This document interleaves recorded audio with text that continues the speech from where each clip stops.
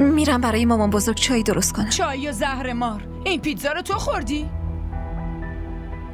چی شده؟ چرا اینقدر بزرگش میکنین؟ سمین تو چرا رنگت پریده؟ امتحانتو بد دادی؟ خدا نکنه. من این پیتزا رو توی یخچال گذاشته بودم، جلوی چشم تو گذاشتم، گفتم مال سمینه، پس کی اینو خورده؟ خب من به حاله دادم بخوره. به حاله؟ آره، اون پیاده تا خونه اومده بود. توی خونم که نهار درست نکردیم. منم گفتم حال پیتزا بخوره. مگه نه حاله؟ من نمیدونستم. ببینم تو نمیدونستی دختر من خسته و کوفته و گرسنه بعد از اون همه درس خوندن میاد خونه؟ دیگه نایی براش نمیمونه. اون وقت تو باید خجالت بکشی که سهم پیتزای سمینو خوردی، اونم بدون اجازش.